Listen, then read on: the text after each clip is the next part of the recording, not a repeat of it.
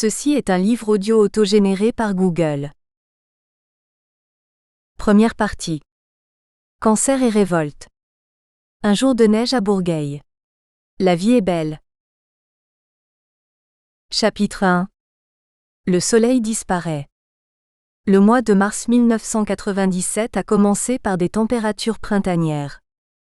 Une amie de Bourgueil est venue passer la journée avec moi à Tours. Profitant du beau soleil, nous partons l'après-midi au jardin botanique au bout de la rue d'Entraigues où nous habitons. La nature commence à s'éveiller, les canards sur leurs plans d'eau font des exercices de plongée, les poissons voraces nagent entre deux eaux, attendant les morceaux de pain que certaines personnes vont leur lancer.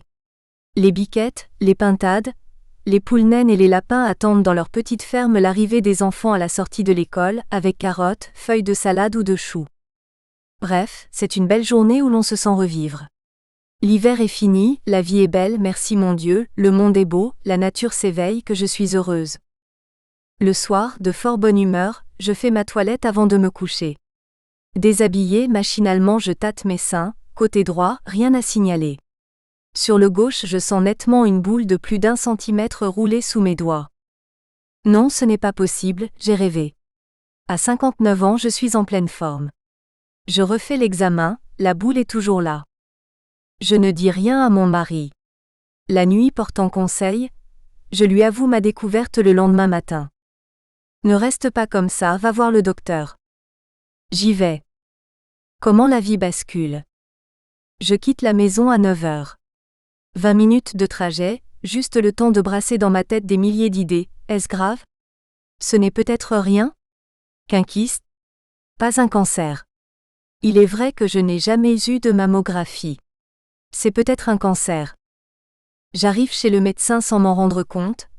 Une bonne demi-heure d'attente pour ruminer à nouveau, vient mon tour. Bonjour Madame Pelletier, comment allez-vous? Dit-il avec un grand sourire. Docteur, je me suis trouvé une grosseur au sein gauche. Là, son sourire s'efface, nous allons voir ça. Il m'examine très sérieux et dit. Je prends tout de suite un rendez-vous pour une mammographie et une échographie. Il faut savoir ce que c'est. C'est peut-être un cancer? Les examens le diront. Je repars complètement paniquée, plus morte que vive. Qu'est-ce que je fais? Je me jette sous une voiture? Non, ce n'est pas courageux et je risque de me rater. Et puis je ne connais pas encore le verdict. Est-ce que je vais à la basilique prier Saint-Martin? Depuis des années ils m'aident dans mes prières. Non. Aujourd'hui je suis seule avec mon problème, je ne demande d'aide à personne. Je suis à la fois dans un état second et surexcitée comme une puce. Je rentre à la maison comme un automate, traversant le boulevard Béranger et la rue Giraudeau au radar me disant « Ma vieille, tu es foutue. Il y a 4 ans c'était ta sœur Jacqueline qui partait d'un cancer généralisé, maintenant c'est toi. Bof. Tu as élevé tes 3 enfants. Ils ont bien réussi, personne ne te regrettera. Ton mari y retrouvera sa liberté. Il y aura quelques larmes, et puis l'oubli. Nul n'est indispensable en ce bas monde, les cimetières sont pleins de gens indispensables. Je marche au rythme de cette petite phrase, tu es foutu. Tu es foutu. Je vais peut-être mourir. J'arrive près de chez moi et oh. Humour. Dans la maison voisine de la nôtre vit un malade mental qui va chaque jour chercher ses médicaments à l'hôpital Bretonneau, tout près de chez nous. Or ce pauvre homme ajoute beaucoup d'alcool à ses drogues.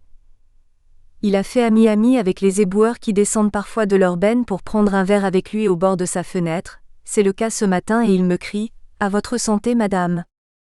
Il tombe bien pour ma santé. J'ai quand même le réflexe de leur répondre avec humour « À la vôtre ». Je dirais que c'est de l'eau bénite. 1 mois plus tard, une nuit, ce malade met le feu à son lit, à sa chambre, et notre maison aurait pu brûler si nous n'avions pas eu comme proche voisin un boulanger au travail. Alerté par ce début d'incendie, il a appelé les pompiers. Un certain nombre de malades mentaux sont logés dans le quartier. Ils vont tous les jours à l'hôpital chercher leur dose de médicaments. Cela s'appelle HAD, pour hospitalisation à domicile. Cela peut être dangereux. Le nôtre a quitté les lieux après l'incendie. Bref, je rentre à la maison où Louis-Marie, mon mari, m'attend. Là, je m'effondre sans aucune retenue. Je suis foutue, ça doit être un cancer. Mon mari me console, me dit d'attendre les résultats des examens. Arrive la date prévue à la clinique. Attente dans un hall chaleureux comme l'antichambre de la mort. Un quart d'heure d'attente. Madame Pelletier ? Suivez-moi, déshabillez-vous, pas de soutien-gorge, pas de bijoux. Attendez dans cette cabine. J'attends à demi dénudé, dans un cagibi de 1 mètre sur 1 mètre, des minutes qui paraissent des heures. Puis une manip. Radio Tradoct me pose maintes questions, âge, enfant, antécédents, etc. Ménopausée ? Je ne sais pas. J'ai été sous pilule pendant 25 ans et je prends depuis 1 an un traitement de substitution. On va faire des clichés. Et hop, comme un toast, on m'attrape le sein, on le tourne, le retourne, l'écrase, face, profil. Attendez dans la cabine, le radiologue va venir vous faire les commentaires. Je reste encore un bon quart d'heure dans cette chambre à gaz, puis la porte s'ouvre. Madame Pelletier, mettez un vêtement, suivez-moi. Comme un toutou, je suis jusqu'à la salle d'échographie. Nouvelle attente. Rien à regarder de déstressant que des murs verts, lugubres. Rien que des instruments barbares d'où va sortir la vérité. Arrive enfin un radiologue, la quarantaine, très paternaliste. J'ai vu vos clichés, ce n'est pas un kyste. Nous allons voir à l'échographie. Et je te graisse le sein, et vas-y pour l'écho. Oui, vous avez un ? Suite un nom incompréhensible pour le commun des mortels, je suggère une exérèse, opération et analyse de la chose. Je suis foutu ? Quoi ? Il faut que je me fasse opérer ? Oui. Nous devons partir en Indochine, au Vietnam. Partez, il n'y a pas urgence. Au revoir madame. Il n'y a pas urgence. Mais c'est ma peau qui est en jeu. Nous filons chez le médecin généraliste qui prend un rendez-vous avec un chirurgien dans une autre clinique. Nous rentrons chez nous silencieux. Jérôme, notre dernier fils et sa future femme, tous deux en 6e année de médecine, se jettent sur les clichés avec des « Ah oui. Oui » et émettent des commentaires incompréhensibles. J'éclate en sanglots. Ils me disent « On ne peut rien dire tant que ça n'a pas été enlevé. » Les 3 jours avant la visite chez le chirurgien me paraissent des siècles. L'heure du rendez-vous arrive. Le chirurgien sûr de lui patouille, triture, malaxe, pétrit mon pauvre sein. Vu les clichés et l'examen, c'est une calcification. Je ne vous enlèverai pas tout le sein, juste l'endroit touché. Ouf, je ne serai pas mutilée. Dans la foulée, on enchaîne avec l'anesthésiste. Il me reste 3 jours à tirer, long. La famille me rassure. Tu vois, ce n'est pas grave, c'est localisé. Pas grave, ce n'est pas votre chair qu'on va taillader. À une vie normale succèdent les crises de larmes. La veille de l'opération, nous faisons en famille une balade sur les rives du Cher. Tous les gens semblent heureux de cette belle journée de printemps. Moi, je ne fais plus partie de ce monde. Mon Dieu, aidez-moi. Je crois en vous très fort. Seul, je ne peux me battre. Pourquoi m'avez-vous choisi ? Est-ce pour tester ma foi qui, comme une flamme, a diminué quand ma vie était heureuse ? Il est vrai que mon cœur vous a un peu oublié. Pardonnez-moi, aidez-moi, ne me laissez pas tomber. Mais aujourd'hui je doute. Moi qui vous prie pour tous les miens, j'ai peur, je ne sais plus comment m'adresser à vous. J'ai l'impression de ne plus faire partie du monde qui nous entoure, de ces promeneurs heureux, des enfants qui courent, jouent.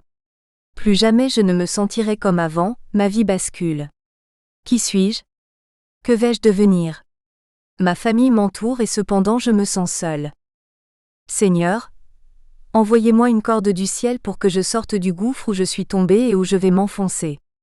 J'ai perdu pied pour toujours, je me sens seule bien qu'entourée. Étrange sensation. Opération à surprise. La veille de l'opération, j'arrive à 16h à la clinique avec ma petite valise. Accueil très humain, chaleureux. On m'accompagne à ma chambre avec une gentillesse réconfortante. Voici que je trouve le petit rayon de soleil de ma journée. Un très beau bouquet de fleurs dans un vase m'attend envoyé par mon amie Gisèle. Quelle délicate attention. Ensuite la vie à la clinique s'organise. Installation, prise de sang, cardiologue, dîner, je n'y touche guère, un comprimé pour dormir, nuit pleine de cauchemars. 6h réveil. Bonjour, ne buvez rien, pas de bijoux, j'ai tout enlevé. Si vous avez un dentier, mettez-le dans le tiroir, ce n'est pas très hygiénique. Hop, la porte se referme. Puis elle s'ouvre à nouveau devant deux aides-soignantes qui discutent de leurs problèmes de famille tout en me dévêtant et en m'enfilant une camisole, où l'on a les fesses à l'air. La porte se referme, puis s'ouvre à nouveau. Mettez ce petit comprimé sous la langue, on va venir vous chercher. 10 minutes passent et c'est le grand jeu. On me fait passer du lit sur un brancard qu'un aide-soignant goguenard dirige tel un pilote de Formule 1 dans le couloir jusqu'à l'ascenseur. Je n'ai plus de réaction et trouve que les plafonds des cliniques et hôpitaux devraient être peints avec des paysages exotiques style Caraïbes. Palmiers, plages, soleil, musique, le rêve quoi, afin de sombrer dans l'inconscient sur une vision idyllique. Assez rêvé, et hop, on me colle sur la table d'opération où je vois 3 ou 4 visages masqués prêts à holduper mon corps. J'ai juste le temps d'apercevoir l'anesthésiste, et l'histoire est finie. Je me réveille dans mon lit, sous perfusion. Je regarde autour de moi. Je vois Louis-Marie. Je suis rassurée. Je le regarde. Tout s'est bien passé, me dit-il. Je tâte mon sein, il est là, avec un gros pansement, mais il est là, je ne serai pas mutilée. Je m'assoupis ouf. Quelques heures plus tard on me donne à boire, la vie est belle, tout va bien, ce n'était vraiment pas grand-chose, je serai remise pour partir au Vietnam, je m'assoupis à nouveau. Soudain la porte s'ouvre violemment, et je vois le chirurgien tout de vert habillé et caloté. Il s'approche de mon lit avec la mine d'un ordonnateur des pompes funèbres. « Madame, j'ai une mauvaise nouvelle à vous annoncer. Nous avons analysé la tumeur, c'est mauvais, très mauvais, il faut vous enlever tout le sein. » L'expression « le ciel vous tombe sur la tête » n'est rien. Je pèse 1 milliard de tonnes dans mon lit, anéanti, incapable de réagir, je dis. « Docteur, quand pouvez-vous m'opérer ? Dans 3 jours, ou bien vous partez passer les fêtes de Pâques chez vous ? Non, le plus tôt possible. C'est un cancer ? Oui. Mais on fera d'autres analyses, cela prendra une dizaine de jours, et on saura si vous aurez chimio et rayons. Au revoir madame. Sous le choc je ne dis rien, puis j'éclate en sanglots. Je suis foutue, je serai mutilée, je ne serai plus une femme, je préfère mourir. Mais non, tu t'en sortiras, me dit Louis-Marie. Je ne peux me raisonner, je suis en pleine rébellion contre le monde entier. Il n'y a plus que moi, et mon cancer. Mes enfants n'arrivent pas à me consoler. Une infirmière vient me faire une piqûre. Avec cela, vous allez dormir jusqu'à demain. 4 heures après, je suis toujours aussi excitée. Je demande à mon mari s'il veut bien passer la nuit avec moi. Il y a un lit de camp. Oui, il veut bien. Deuxième opération. Le matin de la seconde opération arrive enfin. À 6 heures la porte s'ouvre. Vous n'avez pas bu depuis minuit ? Non, je n'ai rien bu, je n'ai pas de bijoux et mes dents sont à moi. Mettez ce comprimé sous la langue, on vient vous chercher. 10 minutes plus tard l'aide-soignant arrive. Bonjour madame. J'espère que c'est la dernière fois que l'on se voit, lui dis-je dans les vapes. Même parcours du combattant, même couloir, même plafond, même ascenseur, même bloc opératoire, mais personne n'est prêt. Je regarde autour de moi. Une infirmière qui se démène me met les bras en croix. Toujours un chouïa consciente, je lui dis. On voit que c'est la semaine sainte, je suis comme le Christ les bras en croix. Vous en débitez combien par jour ? Nous ne débitons pas ici, madame, nous opérons. Non, mais elle n'est pas encore endormie, dit un fantôme tout vert à côté de moi. Voilà, j'arrive, dit un joli petit anesthésiste. Et puis plus rien, je suis peut-être morte. C'est plus fort que moi, il faut que je sois agressive avec les soignants. Pourquoi ? Parce que je meurs de peur, je suis à leur merci entre leurs mains. Je suis en état d'infériorité. Dans cette réaction je vois de l'orgueil et de la peur. Heureusement que tout le monde ne réagit pas comme moi. Au doux prénom de Michel correspond comme totem, la tigresse. Je ne peux ni mordre ni griffer, mon agressivité se manifeste en paroles. Je me réveille à nouveau dans mon lit, ouvre un œil et vois mon mari, mais une atroce douleur me transperce le côté gauche. J'ai mal, j'ai très mal. Louis-Marie appelle l'infirmière qui dit « On va changer la perfusion et mettre de la morphine. » Ça prend une demi-heure d'attente. Je souffre de plus en plus. Puis miracle, je ne souffre presque plus. Je ne suis pas au paradis mais au purgatoire je crois. Je somnole et plane jusqu'au milieu de la nuit, quand soudain j'ai une envie pressante de soulager ma vessie. Heureusement mon mari a encore couché à mes côtés cette nuit-là, car je me lève prête à partir aux toilettes avec perfusion, tuyaux et bocaux d'éredon. Imaginez un peu mon déplacement, avec tout ce matériel. Louis-Marie n'a que le temps de me retenir, et d'appeler l'infirmière. Ils m'aident tous deux dans ma virée nocturne. Je me recouche, bien réveillée, et tâte mon côté gauche, plus rien, le plat total et un énorme pansement. Ça y est, je ne suis plus une femme mais une mutilée, un monstre, une lépreuse, une cancéreuse, Burke. Maintenant je fais partie de ceux qui vont mourir d'une longue maladie, dont on n'ose pas prononcer le nom de peur que ça devienne contagieux. C'est encore une maladie honteuse qui dérange. L'attente des résultats. Le soir j'ai droit à un bol de soupe, et la vie reprend à la clinique. J'y reste 15 jours. J'ai le temps de copiner avec une bonne partie du personnel, les aides-soignantes, les femmes de ménage et les infirmières toutes sympathiques. Lors de mon séjour, je reçois 17 livres d'amis et amies, que je n'ai pas le courage de lire sur le champ, mais je discute littérature avec le personnel, c'est sympa. Ma petite fille Camille, qui a 4 ans et demi, m'a fait un beau dessin accroché au mur de ma chambre. C'est un petit rayon de soleil. Le chirurgien passe en coup de vent tous les jours, parfois à 21h. Ça va ? Oui. Quand aurai-je les résultats de l'analyse des ganglions ? Il faut encore une dizaine de jours. Et hop, disparu. N'ayant mal qu'à mon immense cicatrice, 17 cm du début de l'ex-sein jusqu'à l'aisselle, et la fin du mois de mars 1997 étant très belle en Touraine, je me mets à circuler dans les couloirs, puis à m'asseoir sur un banc dans les jardins avec les bouteilles de mes 2 redons. J'ai une robe de chambre avec une bouteille dans chaque poche, et les tuyaux rosâtres passent par les ouvertures de ma chemise de nuit. J'ai l'air d'un soldat de la guerre de 1870, avec son harnais croisé sur les épaules et la poitrine. Je garde ces légions d'horreur, jusqu'au matin de ma sortie. Mon petit-fils Clément qui a 2 ans et demi, vient un jour me voir de Blois avec ses parents. Je suis dans le jardin en robe de chambre. Il ne veut pas m'embrasser, voyant que je ne suis pas comme d'habitude et remarque mon curieux harnachement.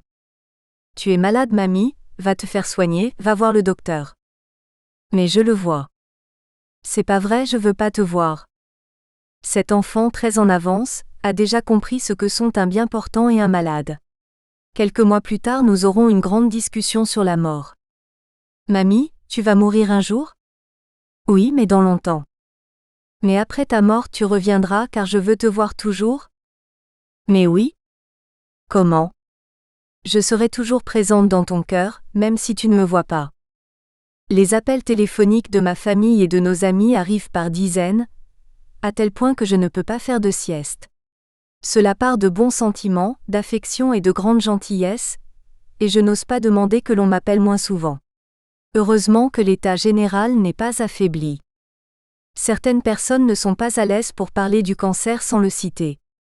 Ma pauvre Michel, j'ai appris. Quelle catastrophe, enfin tant qu'il y a de la vie, il y a de l'espoir. Ça ne vous remonte pas le moral déjà au plus bas. Une autre amie de me dire. Ma belle-sœur a été opérée comme toi il y a 5 ans, elle est toujours là. 5 ans c'est toujours mieux que rien. Même maman, 89 ans, me dit.